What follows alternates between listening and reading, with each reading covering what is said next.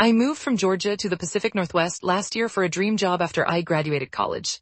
It was a little bit of a culture shock, because I went from being one of many black people around at any given time to often being the only non-white person in a room, let alone black person. There hasn't been a lot of overt racism, but there's been a lot of strange borderline situations that are amusing and race-related but not necessarily racist. For example, every white woman I meet mentions Beyonce to me within the first 5 minutes. When I was sitting for my driver's license photo, the woman taking my picture opened with "So, Beyonce."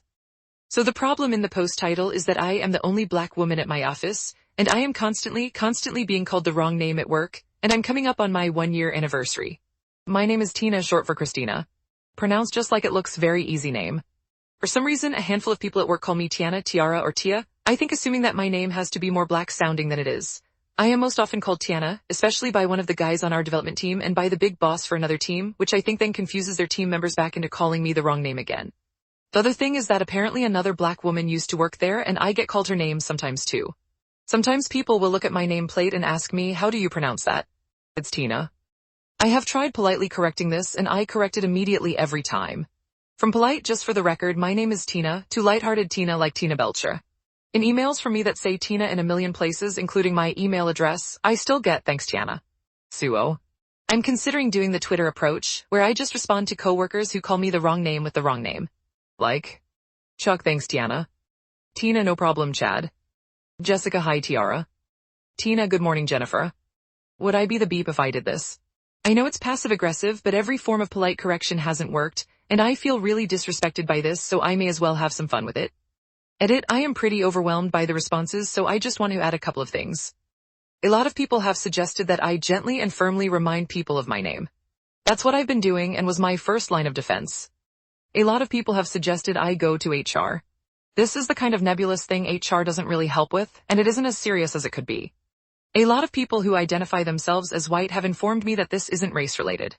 It is. I have been black for 25 years and I have a lot of first-hand experience with racism, and I can identify it in my own life. It isn't overt racism like a slur or an assault, but it is still race-related. I feel like a few people are almost getting it. A lot of people are referencing that Key and Peele's sketch with the substitute teacher, which is literally a joke about how white people do this to black people, turned on its head. And finally, a few people have asked why I don't use Tina Turner as an example, since she's also a black Tina. First, I thought youngish white people would be more familiar with Tina Belcher, but I used Tina Turner as an example for our dean, and he then affectionately nicknamed me Tina Turner, which took to programming from his EA to get over. Edit number 2. No, I don't have a southern accent. I'm from Atlanta, and black people from Atlanta don't really have an indecipherable country twang. Plus, my working in an office voice is pretty practice/neutral. More to the point, no accent makes the name Tina sound like Tiana or Tiara. No, the people I work with aren't just idiots. As annoying as this is, they are not beat people. No, I can't wear a "Hi, my name is" sticker or a name tag. We have a business professional dress code. Yes, I correct them every time. No, it's not because I'm not memorable or a bad employee. Responding to this post saying, okay, Shaniqua, or some other racist caricature of a name truly misses the point, as this is already what my coworkers are doing. Several people have alarmingly said, okay, Trayvon, and invoking the name of a dead black child at the idea of me calling a white guy Chad is very weird. AITA for dropping my freeloading brother off at our aunt's house after she called and scolded me for evicting him. My older brother is a bit of a bum. It's mean to say, but it's true. He can never hang on to a job for longer than a couple years max, and when he inevitably loses whatever job he had, he starts mooching off family and friends until he can find another job months later. This entails him freeloading at their place, eating their food, using their stuff, etc. He's lost friends because of how long he bummed off of them, and I don't blame them for cutting him off. Well, this last time he lost his job, he went to our parents, but they didn't have room because they were letting our eldest brother's family stay with them after he and SIL lost their jobs out of nowhere within the same month, and they couldn't afford the home they were renting anymore. So OB was pretty much SOL. So our parents, aunt, and uncle all started calling me asking if I'd take him in just long enough so he could get on his feet again. I let myself feel bad for him and said okay, but he only had a few months to get another job or he was out on the street. They all said of course, and so he came to stay with me. And it was a nightmare. He's a slob. He never washes dishes, never washes his clothes, and eats pretty much whatever he wants. I guess since I'm his little sister, he figured he could ignore me saying to get his beep together. Well, after 6 months I told him he had to go, and gave him a couple weeks to find somewhere else. Well, it seems he called our parents and cried about me kicking him out, and they told him he knew he couldn't stay forever, but they also called my aunts/uncle and told them all about it. And my busybody aunt called me and scolded me for being cruel to my brother and abandoning family when they need help. I let her talk and finally said she was right. Helping family was important and I'm glad she showed me that. She seemed glad I understood the right thing to do before hanging up. So I followed her advice and packed my bro up and drove him to her house. I couldn't take care of him anymore, but my aunt made a good point. Families should help each other. So I dropped him off there and then left. But I wasn't even halfway home before I was getting multiple calls from my parents and aunt. Parents were demanding to know why our aunt was blowing up their phones, and aunt was leaving voicemails shouting at me to come back and get my brother. I explained to my parents, and they said it was a good idea since aunt sounded like she wanted to help, but my aunt called me a beep and said she didn't want my brother there. And when I told her family helps each other, she called me a beep. Last I checked, he's still living with her. AITA. / Sorry for my lack of replies. I answered what ones I could before I left for work, and when I got back I had far too many to answer. Lots of people have been asking similar questions, so I thought answering them here once would be helpful. When my brother doesn't work menial jobs, he's not just hopping from one minimum wage job to another. He's working very good paying jobs. Like electronic repair, automotive maintenance, etc. He's very skilled but lazy. 2. No, my aunt hasn't spoken to me since she called me a beep then hung up on me. 3. My brother has only been with her about 3-ish weeks. He stayed with me for 6 to 7 months. 4. My brother was upset I was kicking him out initially, but in a better mood when he realized I had another place lined up for him to stay. Not sure how they're doing together since I haven't talked to either since after I dropped him off. 5. No, my aunt isn't married anymore. Her and my uncle got divorced and he lives with his new wife. / edit 2. To everyone who has been hounding me through PM and in the comments, my brother isn't neurodivergent nor does he have ADD or ADHD. Our mom took him to the doctor more than once around when he was 15 to 17 when his behavior was at its worst. According to our mom, the doctors all said he was perfectly healthy and fine, though they suggested he wasn't being mentally stimulated enough. Mom wanted to take him to see other doctors, but by then he'd turned 18 and refused to go and she couldn't force him.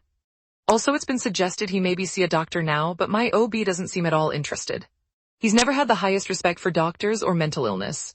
He treats it like it's fake. When our baby sister was diagnosed with an ED when she was 19, he just cracked a joke about her just wanting a doctor's note so she could eat more.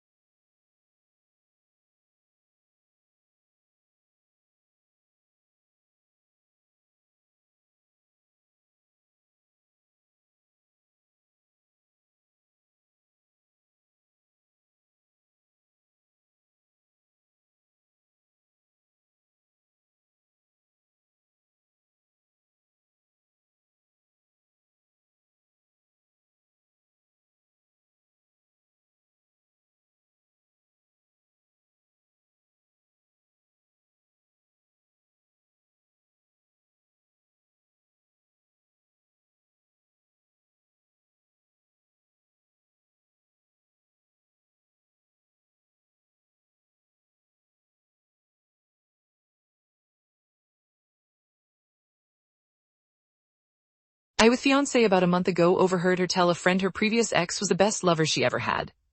It was quite by accident that I heard this. We had a group of our friends over, and as the night went on we all kind of busted out into little groups.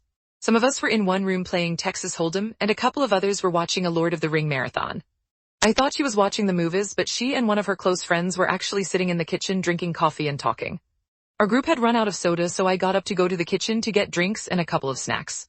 As I'm rounding the corner I hear my fiancé talking, and before I completely come in the room I hear her clearly say Jason is great, but he will never be the lover that Bill was. She then followed it up with, it's not really fair to Jason though, Bill was just really gifted down there. At first I thought about just walking back into the card game and pretending like we didn't have any extra soda or food, but I decided to kind of make a noise and go in. Her friend caught eye of me rounding the corner, and I could see her make a face to my fiancé, letting her know I was there. Of course she has no idea I heard her, and she just stops talking to her and asks me how I'm doing and if I'm having fun. I was tempted to say something like I'm having as much fun as someone who is not gifted down there can, but I didn't. I just said yes and proceeded to get my stuff and go back and finish the night. I just acted like nothing was wrong the rest of the night and went to bed. Needless to say it beat me up. I mean beat me up bad. I've never been jealous or what you would call insecure about myself until that moment. I couldn't sleep that night and I went through a myriad of emotions while laying there. At first I was angry. Then I was humiliated. Then I was depressed. Then I was angry again. Look, I realize that the male ego seems beep to women and even guys who are totally self-assured. I would have agreed with most of this prior to that night, but once it has been damaged, it is a beep. I tried to hide any form of emotion about it or ever let her know, but as the days went on I just kept getting worse and worse. I was avoiding her at all costs, and while she was suspicious, she didn't really say anything. That is until she attempted to be intimate with me a few days later, and I flat out rejected her. It wasn't by a conscious decision on my part, by the way. I had made the decision on my own to just try and get over it and move on. But in the moment, instead of being sexually aroused, I felt deeply inadequate and ashamed. Nothing was happening no matter how much either of us tried. She asked me what was wrong, and I just told her I must have been stressed from work, but she would not believe that or let it go. So much to my humiliation, there I laid, beep in bed, unable to get in beep. I came clean and told her what I heard. Well, this did not go over well at all. At first she tried to tell me I did not hear her correctly. But I just repeated to her verbatim what she had told her friend.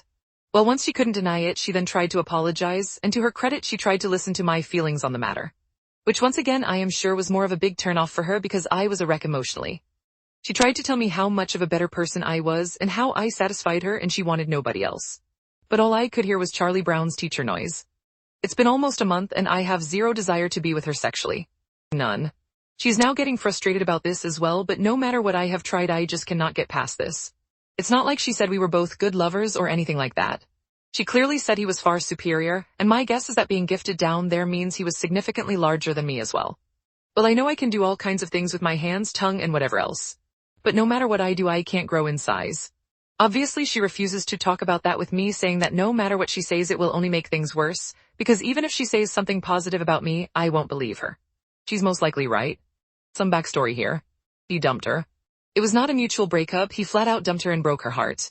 I know this because early on in our relationship she told me this. She said she wasn't ready to be serious about anybody because her previous ex left her and emotionally broke her. So this is not a case of me even being able to say, well, she's with me because she wants to be.